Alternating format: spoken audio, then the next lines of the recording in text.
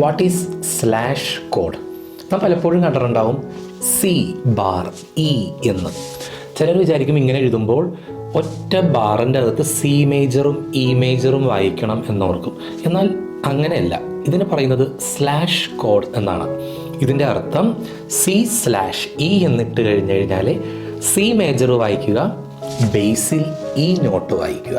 Don't forget, C major വായിക്കുക, base E not വായിക്കുക. ഇനി D/F# എന്നിട്ട് കഴിഞ്ഞാൽ D മേജർ വായിക്കുക, ബേസ് നോട്ട് F# വായിക്കുക. സ്ലാഷ് കോഡ് എന്നാണ് ഇതിനെ പറയുക. ഇതൊരു മോഡേൺ പോപ്പുലർ മ്യൂസിക്കിലൊക്കെ ഉപയോഗിക്കുന്ന ഒരു രീതിയാണ്. ആ പ്ലേയിങ് സ്റ്റൈലാണ് സ്ലാഷ് കോഡ് എന്ന് പറയുന്നത്. ഇത് ഗിറ്റാറിസ്റ്റുകളാണ് കൂടുതൽ ഉപയോഗിക്കുന്നത്. ഗിറ്റാർ ആയാലും പിയാനോ ആയാലും എല്ലാവരും ഉപയോഗിക്കുന്നതാണ് സ്ലാഷ് കോഡ്. Don't forget.